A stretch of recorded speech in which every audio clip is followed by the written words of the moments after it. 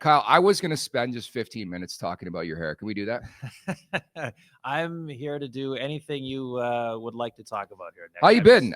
We were talking a bit on the way in. Like, I don't do much traveling, but it wears away on you. And that's you all season long, isn't it? Yeah, a little bit. I mean, now the irony is that I live in the West End here, right? So Yeah. I'm not used to having home games in the playoffs. So this has been a bit of an adjustment. But yeah, certainly, like every year, I always say, like, you get to the end and everyone's so fried, and none of us on the television side have played a shift. So it's like, for the players, how do they do it every other night over the course of this run? So yep, you've got to manage your energy. You got to take your optional skates when you can. You got to know when you got to push and when to back off. But you know what, it's just, and then it's a strange existence when you get to this stage here and the 3-0 and the possibility of a sweep. It kind of changes the mindset a little bit, but preparation is always the same. You know what's wild about you? I think players elevate at different times of the year. It could be preseason; you're always on.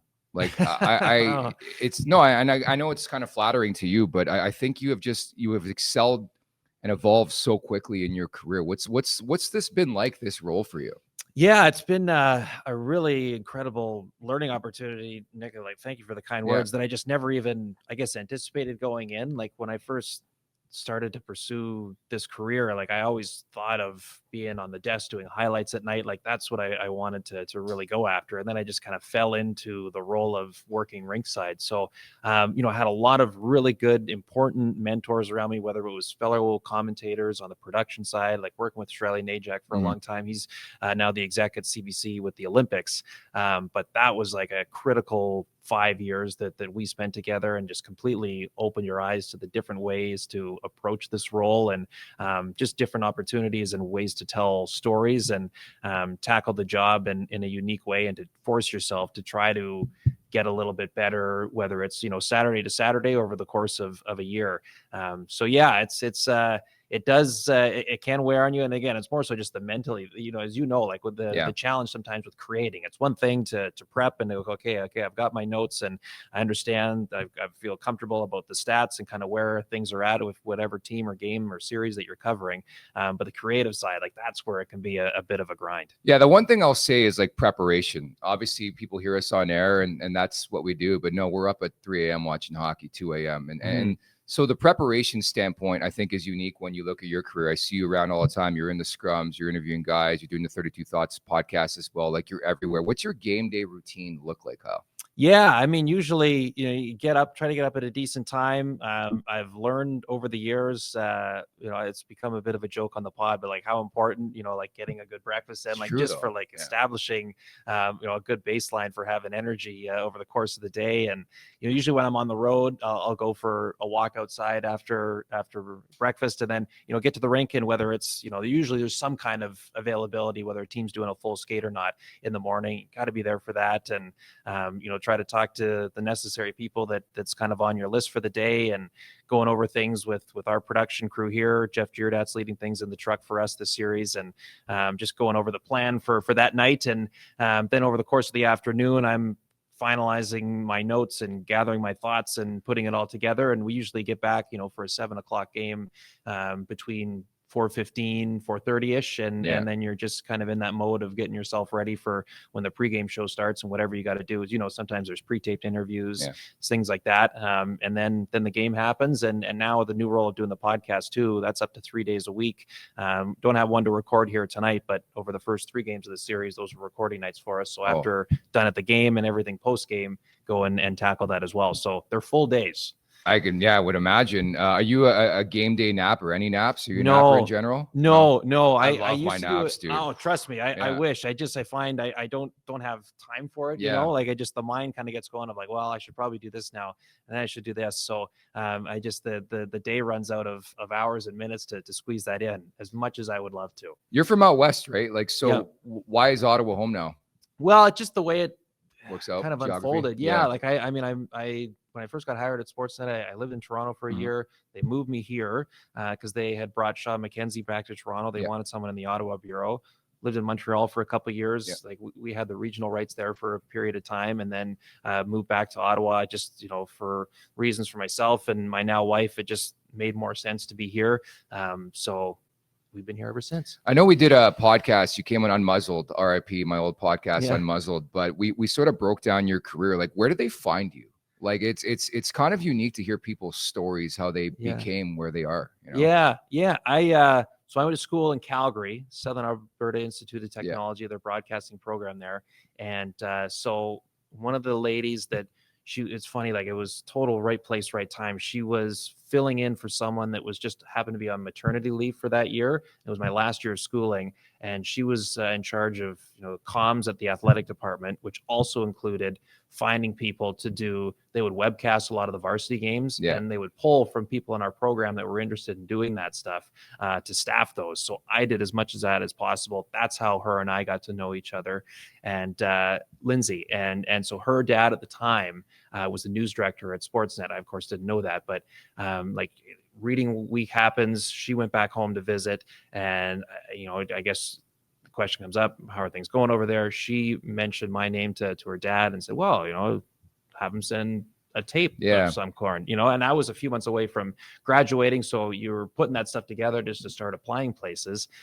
So at that time I thought, well, it would be the coolest thing ever just to get some feedback from somebody in that position of what he's seeing, what he likes, doesn't like, all that sort of stuff. And then it parlayed.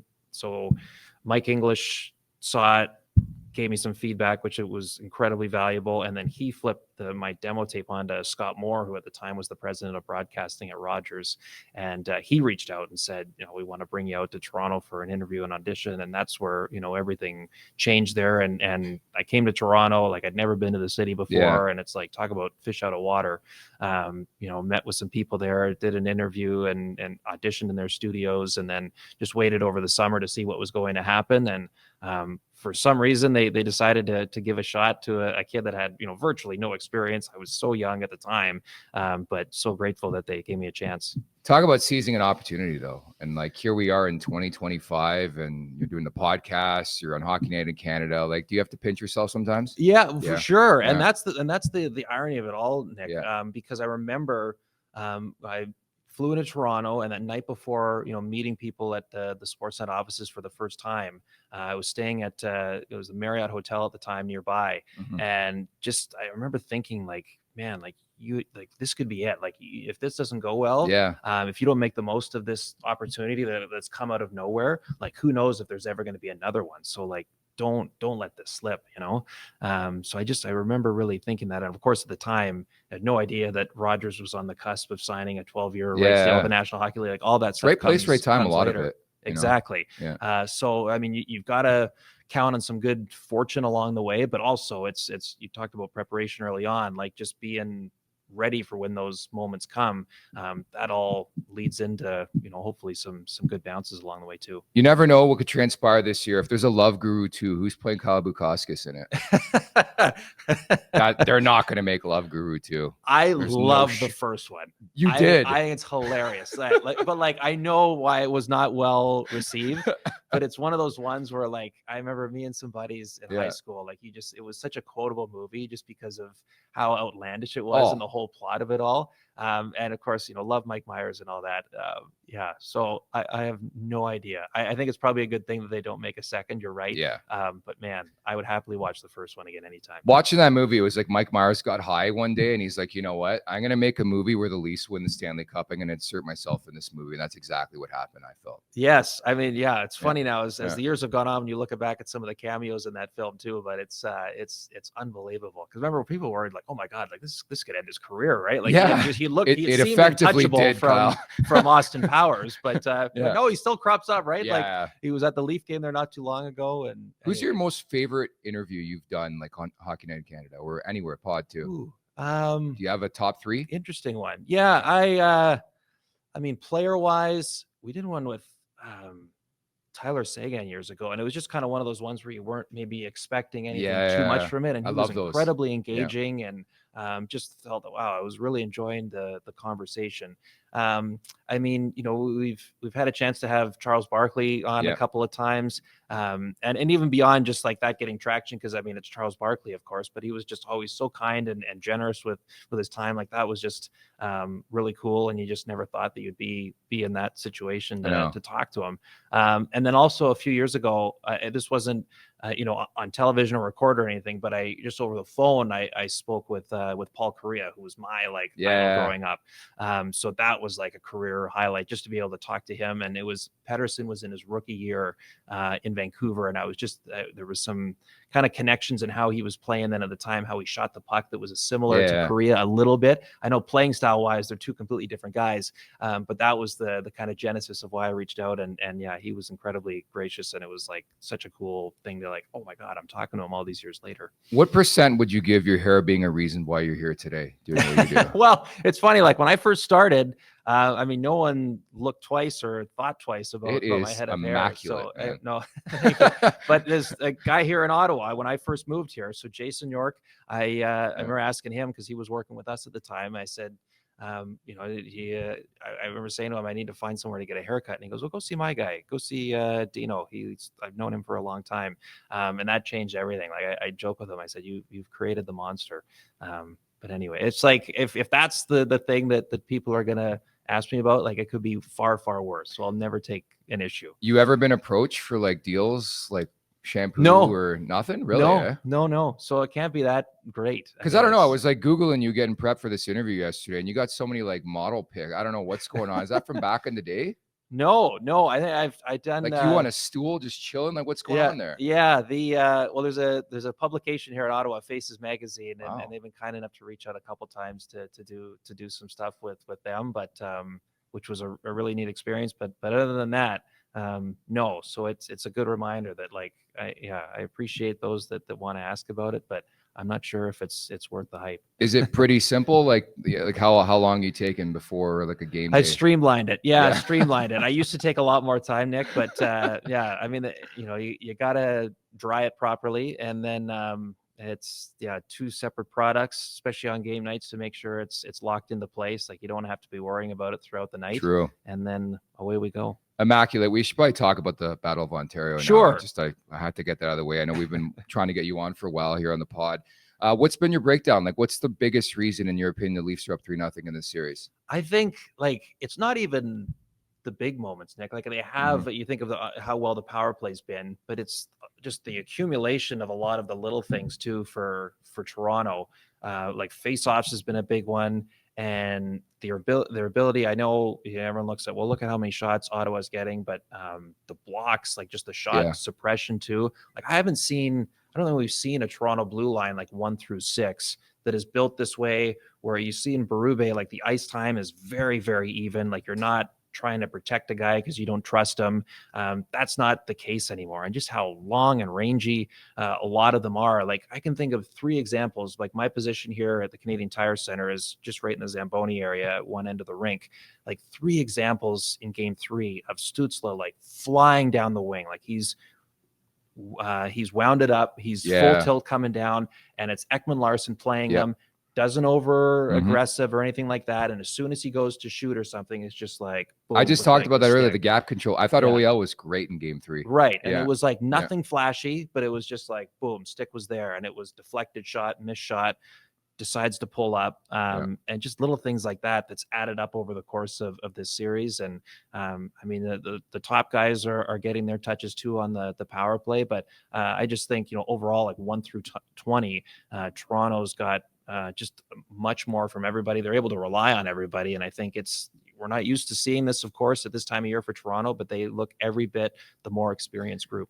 Certainly. And obviously a bit of a different perspective. I'm just some random podcaster who sits in my condo and podcasts where you're on location all the time. Do you sense a difference in sort of the mentality? Like I've been talking a lot this year, and what I've noticed being around the room a bit is the professionalism, how driven they are, how focused they are. But like the preparation is what's blown me away throughout the season for this team. But do you notice a difference behind the scenes with these guys? I think they have, as time has gone on, taken on the personality of their head coach. I think like if you watch Craig Berube's media on an off day, post game after a win, post game after a loss, from like training camp all the way through to this morning, it's pretty much the same tone the whole way. Like there's not a lot of this, and you can only imagine it's a very same type of tone he has internally behind closed doors. Now, certainly there's times where emotions get higher, and we've seen it on the bench. We've seen him get vocal at practice at times. But overall, like I remember Chris Tanev saying, like when he talks to you before the game, like with that pregame message, 2 or 3 points he wants to hammer home.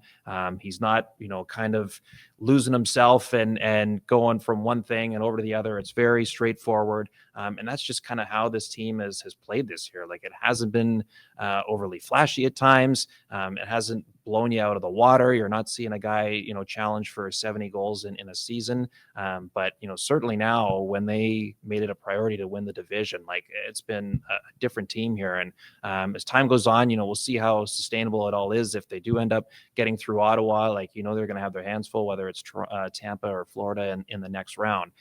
But I think that's been the impressive thing for me this year, is just like the influence that the head coaches had and how, the players have kind of carried on the impact and just the presence that he carries himself with. And I think to that point, the buy-ins, what's, been astonishing to see sort of this season, and everybody pulling their weight. We talk a lot about the additions, the OELs, the Ekman, or the Tanevs, the Lorenzes, Stolars, the list goes on and on.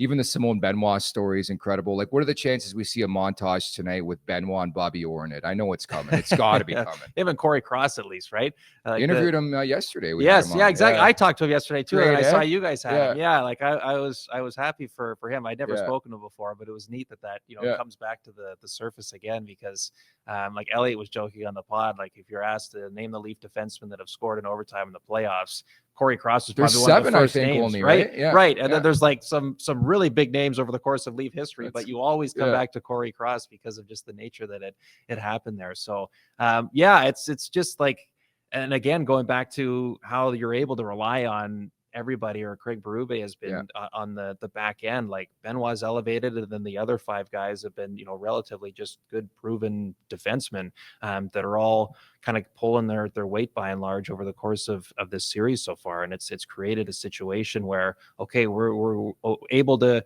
have more shot attempts go Ottawa's way, more shots on goal. But when you look at the ones of actual quality, because of how they're handling things in front of Anthony Stolars, it's been a perfect combination between them and great goaltending. Well, it's really felt like they've controlled and dictated the series, which is weird to say because they've had 2 games go to overtime, but not once have I felt like Ottawa's taken it to Toronto, maybe a second period of game 2, but I felt like the Leafs have been in control.